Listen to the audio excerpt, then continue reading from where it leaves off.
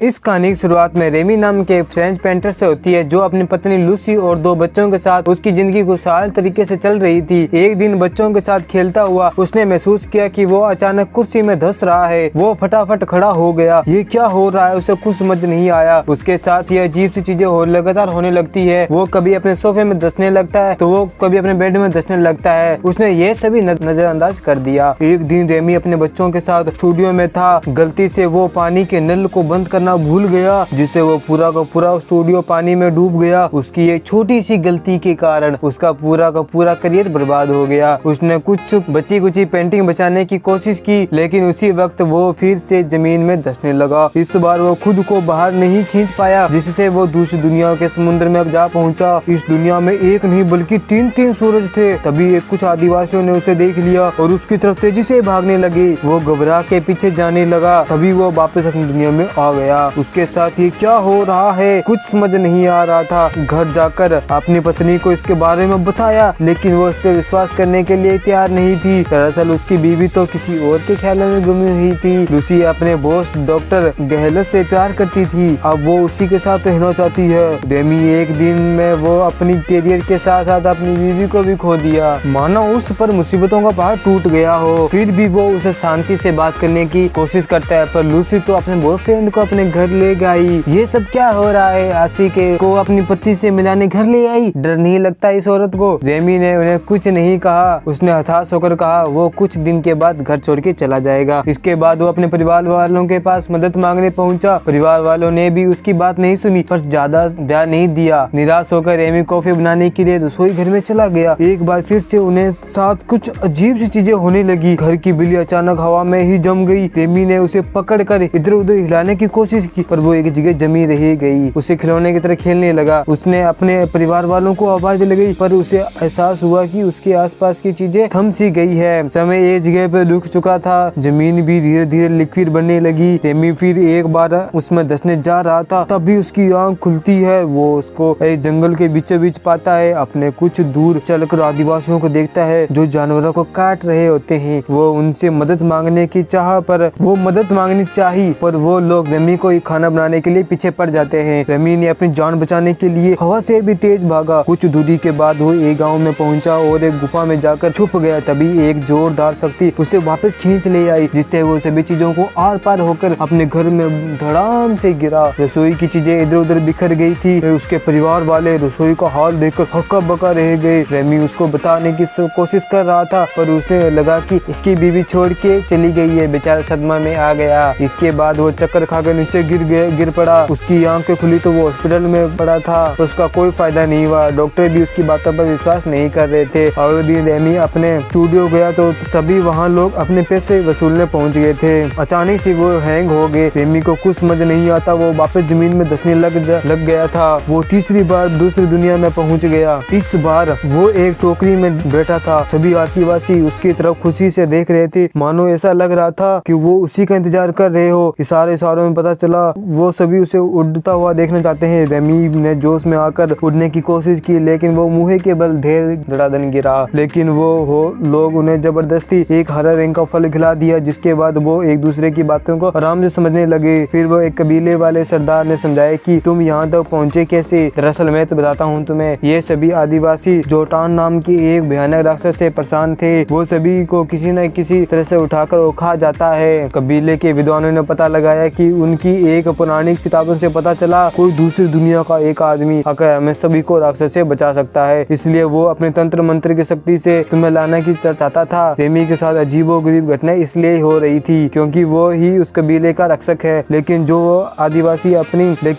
आदमी अपनी बीबी की आशिक को नहीं पीट पाया, वो राक्षस को क्या मार पाएगा। इसलिए कबीले की मदद करने के लिए साफ साफ मना कर दिया। लेकिन आदिवासियों ने अपनी बात मनाने के लिए एक चट्टान से उल्टा लटका दिया। फिर उसे एक गुफा में बिठा दिया जाता है, जिससे कि राक्षस के विरुद्ध प्लानिंग बना सके। भूख मिटाने के लिए वह वहाँ पे रखा तरबूज को उठा लेता है। वो वापस अपनी दुनिया में आ पहुँचा। इस बार वो लोगों को कुछ नहीं बताता, क्योंकि उन्हें जानता था उसकी बातों पर कोई यकीन नहीं करेगा, वैसे ही नहीं करेंगे। उसके बाद वो अपनी मुश्किलों का हल गूगल से पूछने लगा, लेकिन गूगल भी इसके आगे सिर झुका दिया। इसके बाद वो भर के प्रोटीन लेना और जिम जाना शुरू कर दिया, ताकि वो ताकतवर बनकर जोटोन को मार सके। अगली बार वो दूसरी दुनिया में एक नए जोश जोश के साथ पहुंचा। कबीले वालों ने उसे एक तलवार दी और जोटाउन को मारने के बारे में पूछा। उसने सभी गांव वालों को कहा, हमें एक नई गांव की तरफ जाना चाहिए और उसकी सुरक्षा करने का वादा मेरा है। उन सभी की मान्यता थी, जो भी गांव की सीमा से बाहर कदम रखेगा उसके ऊपर एक आसमानी बिजली गिर जाएगी, वो मर जाएगा। रेमी ने सबसे पहले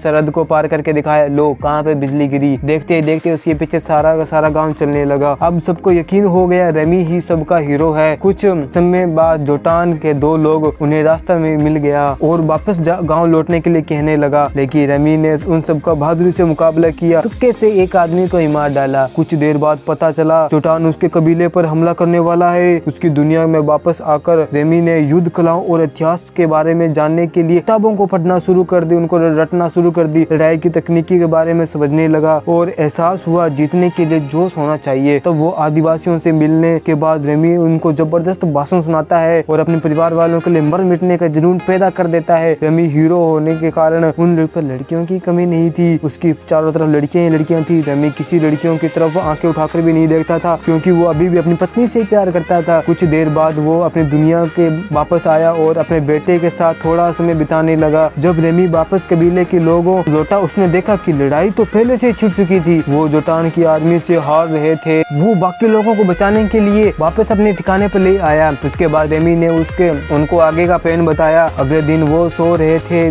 दुश्मन सैनिकों के पास गया और उसकी बेइज्जती करनी शुरू कर दी। किसी को थप्पड़ मार तो किसी को चिढ़ाया। सभी परेशान होकर उसका मारने के लिए पीछे पड़ गए। दुश्मन उसका पीछा करते हुए खाली जगह पर आ पहुंचे। वहीं रेमी ने अपनी सेना को वार करने का ऑर्डर दे दिया और खुद जाकर एक खोखले पेड़ में छिप गया। आदिवासियों ने तीरों से हमला शुरू कर दिया। इसमें कुछ मारे गए तो कुछ मैदान छोड़ के भाग गए।